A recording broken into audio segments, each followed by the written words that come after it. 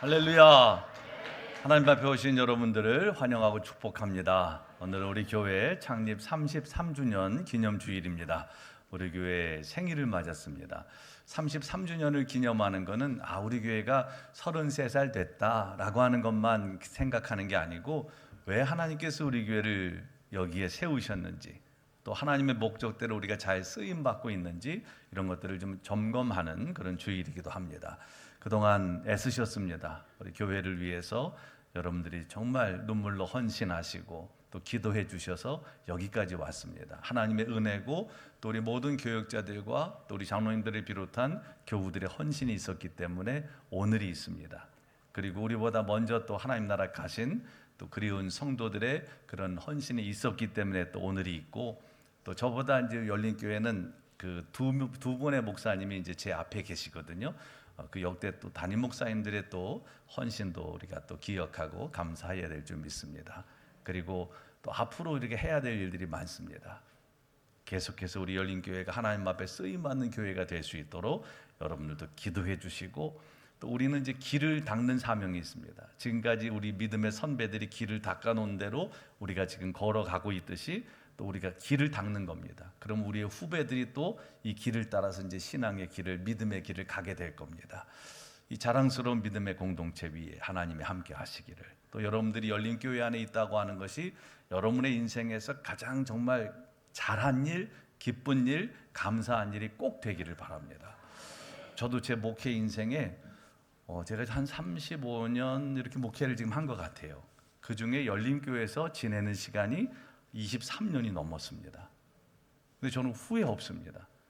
하나님이 저를 목회자로 삼으신 이유가 열린교회를 위해서구나 하는 생각이 제가 들 정도로 우리 교회를 위해서 하나님께서 또 저를 목회자로 삼으셨구나, 이 생각이 들어서 저는 열린교회를 섬기는 것이 늘 감사합니다. 그리고 감격스럽습니다. 앞으로도 계속해서 하나님께서 우리를 통해 하나님의 뜻을 이루어 가실 겁니다. 그 일을 위해서 같이 기도해 주시고 또 같이 헌신해 주시기를 간절히 바랍니다.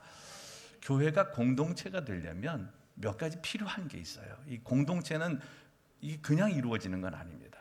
특히 이 신앙 공동체로서 열린 교회가 계속 앞으로도 이제 존속되려면 필요한 것이 있어요. 그건 뭐냐 하면 우선 경험의 공유입니다. 우리가 지금까지 공동체를 이루어온 거는 1993년 2월 7일에 우리 정희승 장로님 가정에서 교회가 처음 시작되는 그때부터 지금 33년이 된 2026년까지 우리는 경험을 공유하고 있어요. 이 속에서 함께 고생도 했고 땀도 흘렸고 또 기쁨과 슬픔도 나눴고, 그리고 여러 고비들, 힘든 고비들을 함께 넘어왔습니다. 그렇기 때문에 우리에게는 이런 경험이 공유되어 있어요. 그럼 교회가 늘 평안하고 아무 일이 없는 건 아니에요. 여러 가지 일들이 33년 동안에 있고, 건축도 2번이나 했고, 이런 여러 과정 속에서 우리가 함께 지내온 시간들, 이 경험의 공유가 결국 공동체를 단단하게 하는 힘이 됩니다. 우리 교회에 오래 처음부터 함께 하신 분들도 계시고, 또 중간에 합류하신 분들, 올해 새로 오신 분들도 계신데, 이제 올해 오신 분들도 이 경험을 함께 이제 앞으로 공유하는 겁니다. 나는 1년밖에 안 됐는데, 나는 1개월밖에 안 됐는데 괜찮습니다.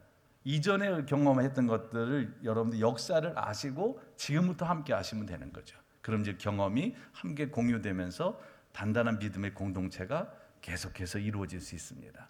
또 이런 공동체를 이루기 위해서 필요한 두 번째 요소는 신뢰입니다. 서로를 향한 신뢰. 인간 간의 신뢰도 굉장히 중요하죠. 서로 신뢰하지 못한다면 공동체를 이룰 수가 없어요. 그리고 또 인간끼리의 신뢰도 중요하지만 하나님을 향한 신뢰가 절대적으로 필요합니다. 때로는 하나님께서 우리에게 맡겨주시는 일들이 우리가 다 이해할 수 없는 일일 수도 있어요. 하나님, 이런 일을 우리가 왜 해야 됩니까? 하나님의 말씀이, 하나님의 명령이 그렇게 때로는 엄청 상식적이거나 또 이성적이거나 또 우리의 경험하고 딱 맞아떨어지지 않는 일들도 있어요. 그럴 때도 우리가 해야 될 일은 뭐냐? 하나님 앞에 순종하는 겁니다. 왜냐하면 순종하고 나면 하나님이 왜 이 일을 우리에게 말씀하셨는지를 나중에 분명히 깨닫게 되기 때문에 그렇습니다. 그게 사실 우리 신앙의 경험 아닙니까? 지금까지 하나님이 왜 그때 그렇게 말씀하시고 그 일을 내게 하게 하셨는지를 그때는 사실은 잘 몰랐어요. 그런데 지나고 보니까 이래서 하나님께서 그 일을 내게 맡기셨구나. 그래서 하나님이 이런 일들을 내 삶에 있게 하셨구나를 깨닫게 되는 거죠.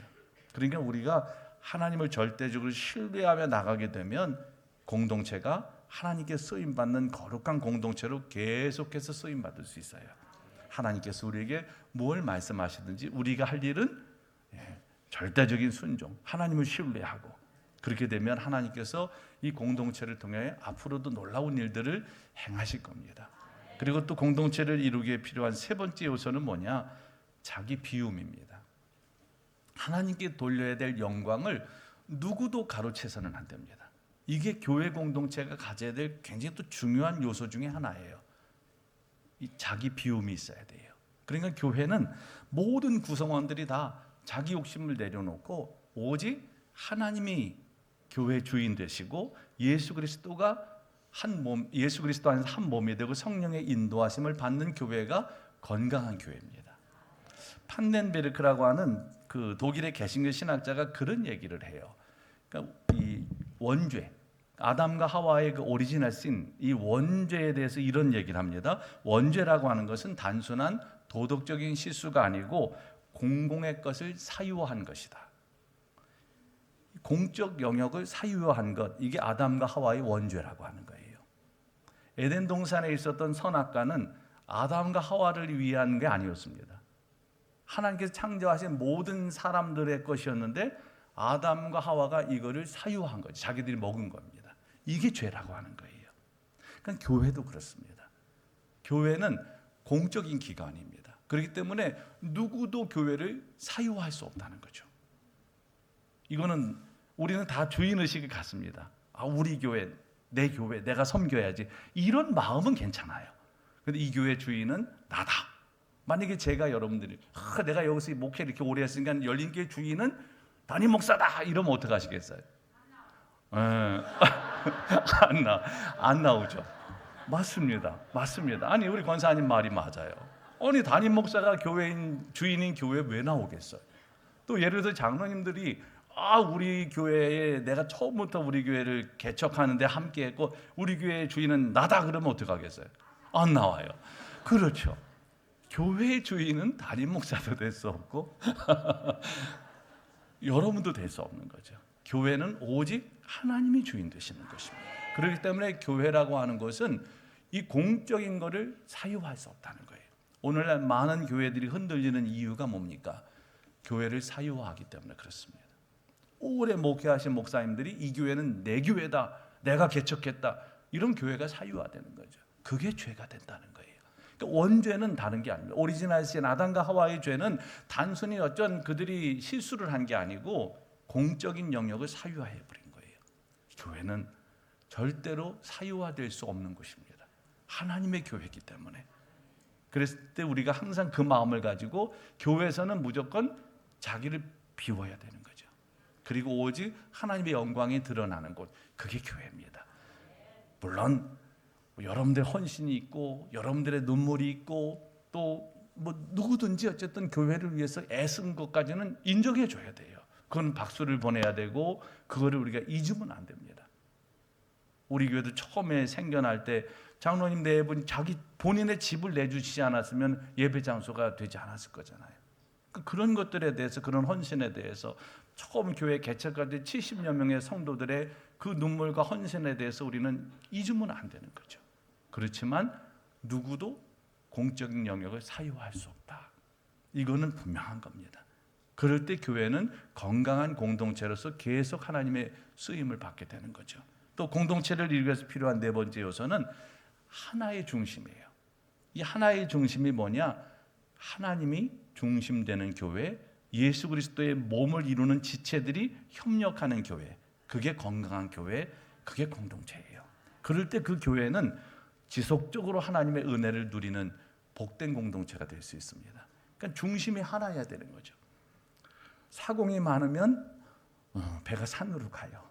그러니까 하나님의 말씀을 따라서 모두가 일치된 순종을 하게 될 때 그 교회는 바른 방향을 가지고 정확히 하나님의 뜻을 따라 갈 수 있어요. 저는 우리 교회가 지금까지도 제가 볼 때는 하나님 보실 때도 그럴 것 같은데 잘해왔어요. 정말 건강한 공동체입니다. 아닌 것 같아요? 진짜 건강한 공동체입니다. 제가 볼 때는 정말 건강한 공동체입니다. 하나님의 뜻을 따르기를 위해서 모두가 다 한 방향으로 하나님을 바라보고 또 하나님께서 말씀하신 것이라면 우리는 주저하지 않습니다. 하나님이 우리에게 맡겨주신 거라면 그 어떤 일이든 우리가 감당할 수 있는 그 범위를 넘어서라도 우리는 감당하는 교회예요.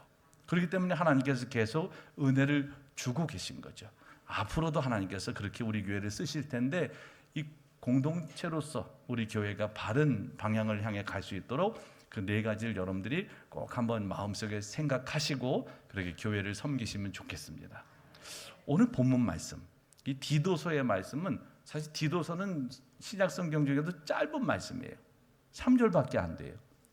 그런데 디도서의 말씀은 교회에게 주신 굉장히 중요한 말씀이기도 합니다. 이 디도서는 사도 바울의 목회 서신 중에 하나예요. 그러니까 그레데 섬이라고 하는 곳을 바울이 전도 여행을 하면서 디도하고 함께 가서 복음을 전했고, 그리고 디도를 거기에 남겨놓고 바울이 떠나면서 이 디도에게 편지를 보낸 거죠. 디도는 바울의 제자고 굉장히 사랑하는 그야말로 아들과 같은 그런 존재였어요. 그런데 디도에게 거기를 맡기면서 교회를 부탁하면서 한 말씀, 그게 이제 오늘 본문의 말씀입니다. 그런데 이 당시 그레데 섬에는 굉장히 어떤 분위기가 도덕적으로 문란했고 상황이 또 거짓 교사들도 많았고, 그래서 디도서 1장 12절에 보면 그레데인들은 항상 거짓말쟁이며 악한 짐승이며 배만 위하는 게으름뱅이다 라고 말할 정도로 어떤 사회적인 윤리도 무너졌고 또 신뢰 이런 것들도 다 무너진 곳이 바로 이 그레데 상황이었어요. 그리고 그레데라고 하는 그 지역은 무역의 요충지, 교통의 요충지, 그리고 군사의 요충지입니다. 크레타 문명, 여러분 들어보셨을 거예요. 크레타 문명의 발상지예요. 어떻게 보면 유럽의 어떤 문명이 생겨난 그런 곳이라고도 얘기합니다. 그리스인 조르바, 그 작가의 또 고향이기도 합니다. 여기는.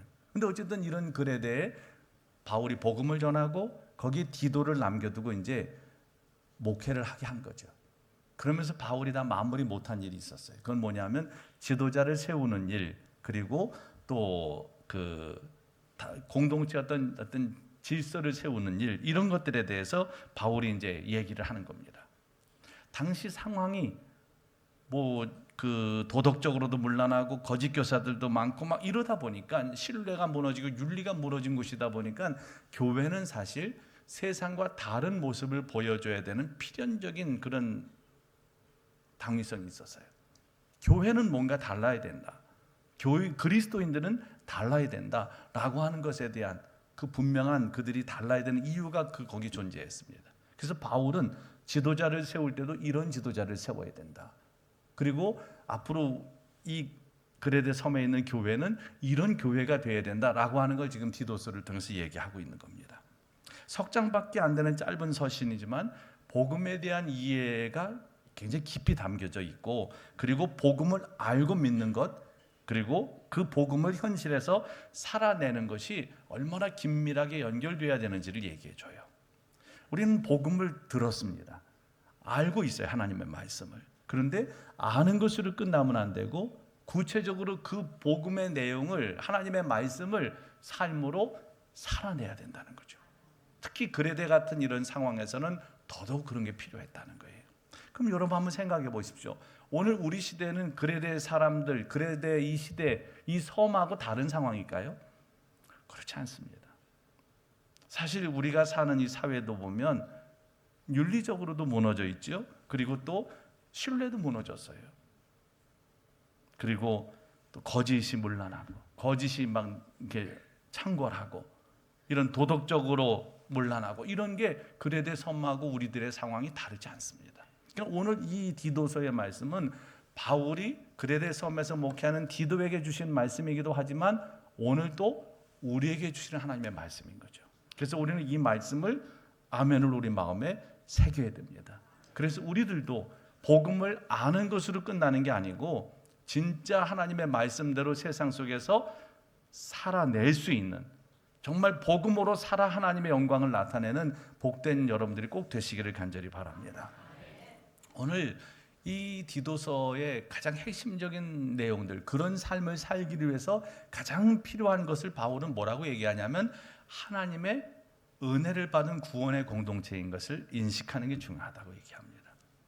하나님의 은혜를 알아야지만 우리가 세상 속에서 은혜 받은 자로 삶을 살 수 있기 때문에 그렇습니다. 그래서 우리가 그리스도인이 된다고 하는 건 뭐냐?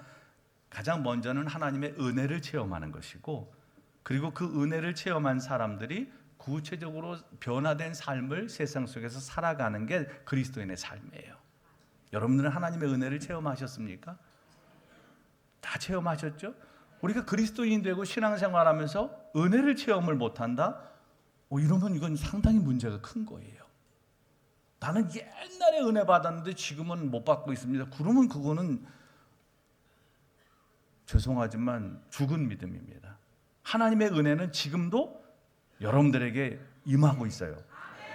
그 오래전의 은혜가 아니고 지금 현재 내 삶에 임한 하나님의 은혜, 그게 내가 필요한 거죠. 오늘을 살 수 있는 은혜, 오늘 내 삶에 힘들고 어렵고 또 여러 가지 복잡한 이 삶의 상황들 속에서도 하나님을 온전히 바라고 그 모든 것들을 이겨나갈 수 있는 은혜, 질병으로 고단하고 힘겨운 삶의 상황 속에서도 투병하면서도 하나님이 나와 함께 하신다고 하는 확신을 갖고 그 모든 상황들을 이겨나갈 수 있는, 견뎌나갈 수 있는 은혜, 이 모든 것들이 오늘 우리에게 필요한 거예요. 그러니까 은혜 체험은 과거가 아니고 지금 현재여야 됩니다. 저는 여러분들이 날마다 그 은혜를 체험하시기를 바라요. 그 은혜가 있어야지 사는 겁니다. 그거 없으면 못 삽니다. 하나님의 은혜가 있어야 돼요. 그리고 하나님의 은혜를 받은 사람들이 세상 속에서 변화된 삶을 살아갈 수 있는 거예요. 오늘 바울이 그걸 강조하는데, 하나님께서는 우리가 완벽해서 은혜를 주시는 게 아니에요. 그래서 하나님의 은혜는 정말 자격이 없는 우리에게 베푸시는 하나님의 선물임을 얘기합니다. 여러분들이 자격이 있어서 하나님의 은혜가 오는 거 아닙니다. 나는 이렇게 막 사는데 무슨 은혜가 오겠습니까? 아닙니다. 여러분들이 어떻게 사느냐하고 상관없어요. 하나님의 은혜는 이미 여러분들의 삶하고 상관없이 여러분들에게 임하고 있어요. 그걸 깨달은 사람들이 하나님 앞에 반응하고 응답을 하는 것이고, 그런 사람들이 그 은혜를 깨닫고 이제 삶이 변화되는 과정으로 들어가게 되는 거죠. 이 은혜를 깨달아야지 삶의 변화가 와요. 안 그러면 아무 변화도 일어나지 않습니다. 은혜를 깨닫게 되면 하나님이 이렇게 나처럼 정말 망가진 인생을, 나처럼 죄 많은 인생을 여전히 사랑하시는구나, 내 모습 그대로 나를 품으시는구나, 이걸 깨닫게 되면 우리는 하나님 앞에 반응하지 않을 수 없어요. 하나님은 정말 우리의 모습 그대로를 받아주십니다. 지난 한 주간 동안 아마 여러분들이 특별히 큰 죄를 짓지 않고 산 분도 있겠지만, 유독 지난 주간은 내가 죄를 너무 많이 진 것 같아요. 하나님 앞에 너무 안 할 일들을 너무 많이 했습니다. 제 손이 더러워졌고, 제 발이 더러워졌고, 제 입술이 더러워졌고, 제 삶 자체가 너무 오염됐습니다 라고 하는 분들이 오늘 하나님 앞에 오셨다면 잘 오셨어요. 그런 분들이 교회 오는 거예요. 그래서 하나님 앞에 안기는 거죠. 하나님의 품에. 하나님이 그런 우리도 다 받아주시니까 누구든지 우리 열림교회 노래처럼 정처 없이 헤맨 우리들도 하나님 받아주시는 거죠. 그렇기 때문에 하나님의 품에 안겨 그 은혜를 누리게 되면 그때 거기서 이제 변화가 일어나기 시작하는 거예요. 내가 계속 이대로 살아도 되나? 이렇게 하나님이 나를 사랑하시는데 내가 계속 이렇게 살아도 되나? 이런 질문들이 마음에 생기고 그때부터 삶이 조금씩 변화되는 거예요. 하루아침에 확 바뀌면 얼마나 좋겠어요. 근데 그렇지는 않습니다. 사람의 변화라고 하는 건 너무 느려요. 교회 와서도 보면 여러분 정말 신앙생활하기 제일 힘든 경우가 사람들 때문에 힘든 거잖아요. 나도 가뜩이나 힘들게 교회 와서 좀 위로받고 싶은데, 하나님의 품에 안겨서 좀 울고 싶은데, 하나님의 품에 안겨서 좀 힘을 얻고 싶은데 꼭 그걸 방해하는 인간들이 있잖아요. 거칠게 말하고 기분 나쁘게 말하고. 또 왜 교회 안엔 그런 사람들이 있을까요? 다 죄인들이 모였기 때문에 그렇습니다. 교회는 죄인들의 공동체예요. 죄가 없는 사람이 오는 곳이 아니고 죄가 있는 사람들이 와서 변화되는 곳입니다. 그러니까 여기 와서는 죄가 없어서 오는 게 아니고 죄가 있어서 왔기 때문에 그 죄인들이 변화의 속도도 다 다르기 때문에, 변화의 단계도 다 다르기 때문에 별의별 인간을 다 만나게 되는 거죠. 여러분, 교회를 너무 낭만적으로 생각하시면 안 돼요. 교회는 다 착한 사람들, 하나님의 은혜로 변화된 사람들만 있는 곳은 아닙니다, 여러분. 때로는 여전히 변화에 이제 시작도 안 한 사람도 있어요. 좀 답답하죠? 신앙생활을 오래 했는데 아직 변화의 시작도 안 된 분들이 있다니까. 그러니까 힘든 거죠. 저분은 집사님인데, 저분은 권사님인데, 왜 저러지? 그럴 수 있어요.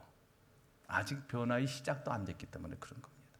그러니까 다 단계가 있다니까요. 조금 더 성숙한 사람들도 있는 거고. 근데 뭐 하나님 위에서 보면 어떻겠어요? 도찐 개찐. 하나님 위에서 보시면 다 비슷비슷한 거죠. 그렇지만 우리는 사실 힘들어요.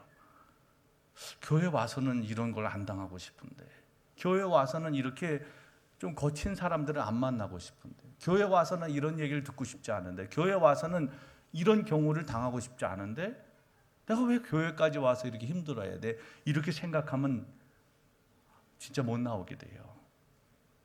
근데 여러분, 그럼에도 불구하고 여러분들이 교회 안에 있어야 되는 분명한 이유, 교회는 하나님의 은혜가 넘치는 곳이고, 그리고 교회는 구원의 공동체고, 또 교회라고 하는 큰 질서 속에 내가 있어야지만 그 속에서 우리가 끊임없이 그 흐름 속에서 다듬어지고 또 하나님께서 기뻐하시는 그 뜻대로 가게 되기 때문에 그래요. 교회가 왜 예배를 이렇게 정해놨겠습니까? 예배 시간을 정해놓고 계속 모이는 이유는 뭐예요? 다 이유가 있는 거예요. 그 예배들이 다 목적이 있는 거죠. 그렇게 모여서 그 예배들을 그 예배 시간에 맞춰, 예배 못 나오는 분들 부담스럽잖아요. 그죠? 마음이 얼마나 부담스러워. 수요일 날 못 나오면. 그죠? 부담스럽지. 오늘 교회 예배 있는데 내가 교회를 못 가. 이 부담이 여러분을 자꾸 교회를 나오게 하는 힘이 된다니까. 금요일 날 심야 기도회인데 내가 이렇게 집에서 놀고 있어도 되나? 집에서 텔레비나 보고 있어도 되나? 내가 이렇게 금요일 날 지금 심야 기도하는 시간에 이거 불금해도 되나? 이런 것들이 우리의 마음을 부담스럽게 한다니까요. 그러니까 안 되겠다, 나가야 되겠다, 나오게 되는 거죠. 새벽 기도가 지금 교회에서 드려질 텐데 내가 이렇게 퍼자도 되나? 이런 마음이 들면은 나오게 되는 거죠. 죄송합니다, 퍼잔다. 근데 교회가 그런 거예요. 그러니까 여러분들이 이 교회 모든 프로그램에, 모든 예배 시간에 다 못 나온다 할지라도 교회 안에 내가 있다면 그게 내게 거룩한 부담이 되는 겁니다. 그러면서 계속 내 삶을 하나님께서 붙들어 매시는 거죠. 그게 교회가 여러분들에게 주는 유익, 여러분들이 교회 안에 있어야 되는 유익입니다. 요새 안 나가 교인들이 많은데 교회 안 나오고 밖에서 혼자 성경 공부하고 혼자 그게 뭐 신앙생활이 되겠어요? 유지가 되지 않아요. 지속되지 않아요. 그렇기 때문에 항상 우리는 하나님의 은혜 가운데 살아갈 힘을 교회 안에서 얻어야 되는 거죠. 오늘 그 디도서 이제 본문 말씀 그 뒤에 가서 디도서 3장 3절에 보면 우리가 하나님의 은총 안에 있기 이전에, 은혜를 받기 이전의 삶이 어떤지에 대해서 이렇게 요약해요. 우리도 전에는 어리석은 자요, 순종하지 않는 자요, 속은 자요, 여러 가지 정욕과 향락의 종노릇한 자요, 악독과 투기를 일삼은 자요, 가증스러운 자요, 피차 미워한 자였다. 그게 우리였다는 겁니다. 여러분 어떻습니까? 부정할 수 없는 우리의 모습 아닙니까? 때로는 이성으로 포장하고 살고, 때로는 여러분들이 교양으로 포장하고 살지만 사실은 적나라한 내 모습이 아닙니까? 그런 우리들이었는데 하나님께서 우리들을 은혜로 부르셨다는 거예요. 그리고 구원하셨고 그 구원의 공동체 안에서 있게 했다는 겁니다. 그래서 오늘 본문 11절에서 12절 말씀에 보면 모든 사람에게 구원을 주시는 뭐가 나타나? 하나님의 은혜가 나타나. 우리를 양육하시되 경건하지 않은 것과 이 세상 정욕을 다 버리고 신중함과 의로움과 경건함으로 이 세상에 살게 하셨다는 겁니다. 그렇기 때문에 우리는 그런 은혜를 받은 사람들. 그래서 하나님께서 그 은혜를 통해서 우리를 지금도 양육하고 계심을 여러분 믿으시기 바라요. 그래서 오늘 우리가 이렇게 그나마 죄 많은 우리가, 허물 많은 우리가, 변화되기를 정말 싫어하는 우리가 여기까지 그래도 변화된 겁니다. 그리고 하나님은 지금도 계속 은혜로 우리를 양육하세요. 계속해서 우리를 지금도 은혜로 양육하셔서 변화되게 하고 계십니다. 그렇기 때문에 그 하나님 앞에 여러분의 삶을 전적으로 맡기시면 하나님이 이끌어 가세요. 그래서 오늘 이렇게 하나님의 은혜 가운데 사는 사람들은 은혜로 양육받아서 이 세상의 흐름, 이 세상에서 우리에게 이렇게 살아야지 너희들이 원하는 걸 이룰 수 있어 라고 하는 우리의 욕심을 부추기는 모든 것들에 대해서 아니요라고 할 수 있는 용기, 세상의 어떤 악한 것들을 거절할 줄 아는 이런 힘, 이런 것들이 다 하나님의 은혜 가운데서 우리에게 주어지는 하나님의 구원뿐만 아니라 그런 것들이 선물인 거죠.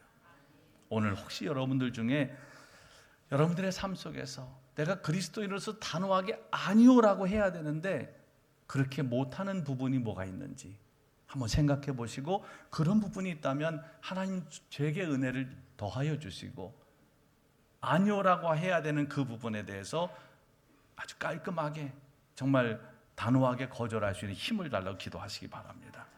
오늘 우리 그리스도인들은 내 힘을 의지하는 사람들이 아닙니다. 하나님의 은혜에 힘입어서 그렇게 가는 사람들, 그럴 때 하나님께서 반드시 이게 힘을 주십니다. 그리고 이런 것들이 지속되려면 반드시 하나님의 은혜 안에 머물러야 돼요. 때로는 우리가 아주 결심을 정말 단호하게 해가지고 몇 번은 뭐 어떤 세상의 유혹이라든지 또 여러분들의 욕망을 따라 사는 삶을 한두 번은 물리칠 수 있어요. 그런데 이게 지속되려면 한두 번 그 결심만 가지고는 안 돼요. 이걸 지속하려면, 은혜 안에 지속된 삶을 살려면 꼭 필요한 게 뭐냐? 바울의 고백처럼 그리스도 안에 있어야 돼요. 그리스도 안에. 바울의 신앙을 정말 대표할 수 있는 한 단어를 이야기한다면, 한 문장을 얘기한다면 그거는 그리스도 안에, in Christ입니다. in Christ, 그리스도 안에. 바울은 그리스도 안에 있었기 때문에 늘 은혜가 지속된 인생을 살았어요. 여러분들은 그리스도 안에 있습니까? 지금도 여전히 그리스도 안에 살고 있습니까? 이 그리스도 안에라고 하는 말은 조금 더 풀이해서 설명한다면 예수 그리스도 품 안에서 산다고 하는 의미도 있고 예수님께 집중한다고 하는 의미가 있어요. 집중한다는. 이 집중이라고 하는 말은 한자로 말하면 잡을 집자의 가운데 중자예요. 그러니까 마음의 중심이 꽉 예수 그리스도께 잡혀 있는 그 상태, 그게 예수님께 집중하는 삶입니다.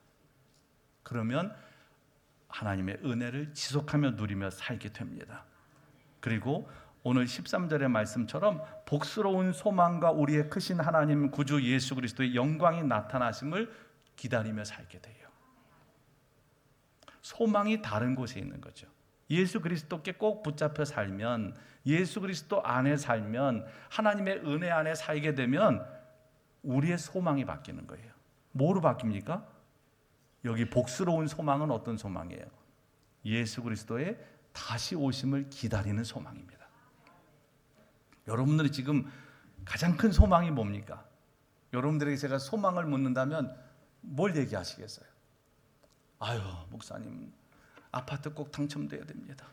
뭐 이것도 소망이 될 수 있어요.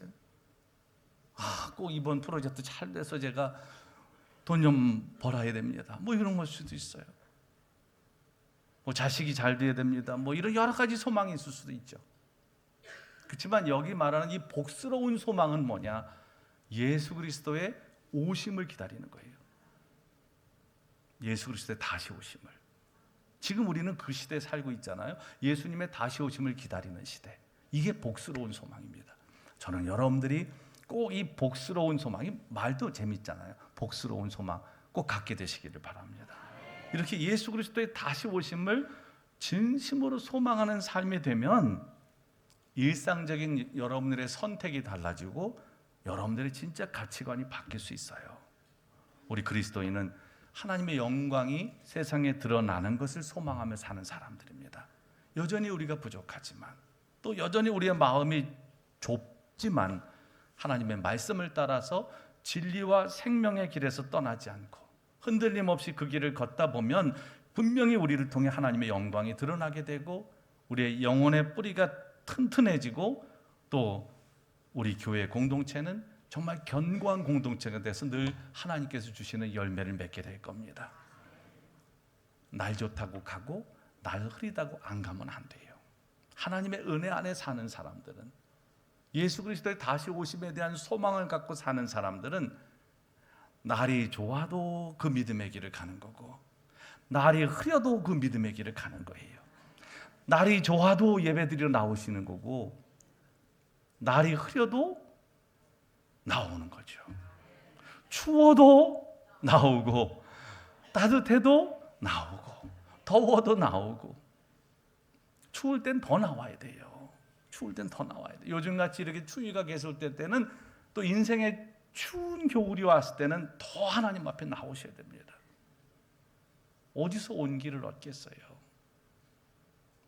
추울수록 교회에 오셔서 하나님 안에서 온기를 얻으셔야 되고 서로를 기도하고 서로 위해서 기도하고 격려하고 또 서로를 위해서 정말 중보하고 사랑하면서 그 온기를 얻어야 돼요.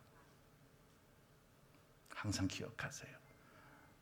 날 좋다고 가고 흐리다고 안 가면 안 됩니다. 믿음의 길은 그냥 가는 거예요. 신앙생활은 끝까지 그냥 하는 겁니다. 교회 나오는 거 끝까지 나오시는 거예요.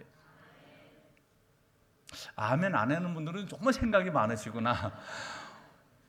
흐리면 안 가야지, 추우면 안 가야지. 신앙생활은 그냥 나라고 상관없어요. 내 인생의 상황하고 상관없어요.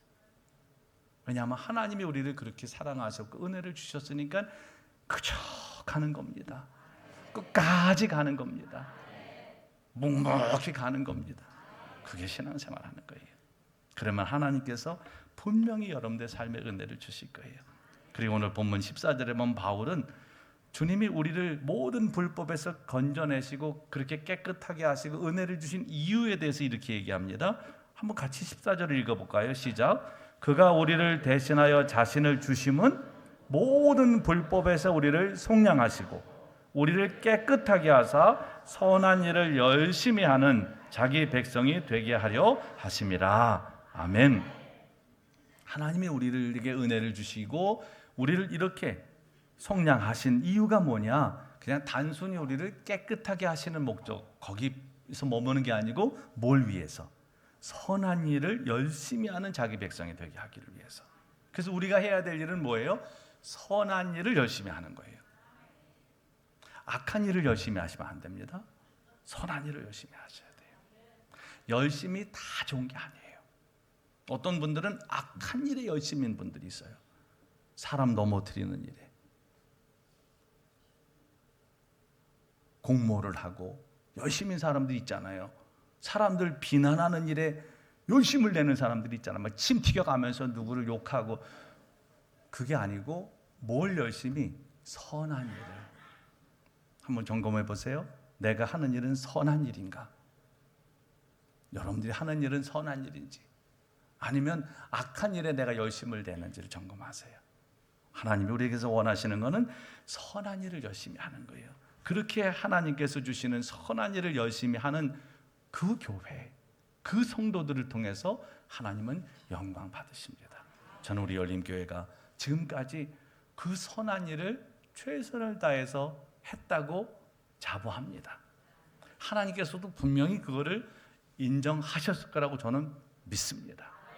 앞으로도 우리가 끊임없이 그 하나님의 선한 일을 위해서 부름받은 구원의 공동체로서 잃어버린 영혼을 구원할 뿐만 아니라 이 하나님의 선한 역사를 이루기를 위해서 온 마음을 모으고 하나님을 온전히 바라보는 가운데 하나님의 큰 뜻이 우리 열린교회를 통해서 그리고 여러분들의 삶을 통해 이루어지게 되기를 주님의 이름으로 간절히 축원합니다.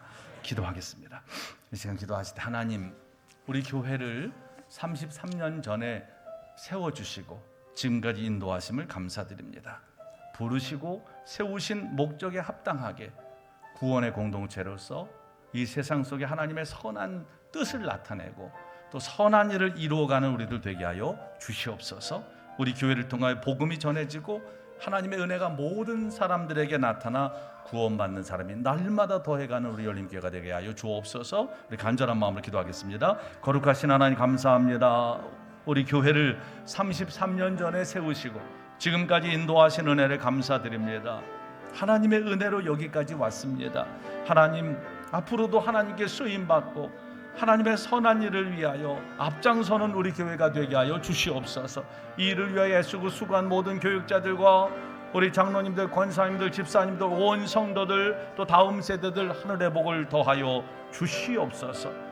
우리가 늘 한마음 한뜻 되어 일치된 순종으로 하나님을 바라보게 하시고 우리에게 주신 하나님의 은혜를 따라 선한 일을 위하여 앞으로도 힘쓰는 교회가 되게 하여 주시옵소서. 잃어버린 영혼들에게 복음을 전하여 구원하는 구원의 공동체 되게 하여 주시고, 그래서 하나님께서 정말 가장 기뻐하시는 교회, 하나님의 마음에 합한 우리 열림교회가 되도록, 온 성도들이 되도록 하나님 복 내려 주시옵소서. 예수님의 이름으로 간절히 기도합니다. 아멘.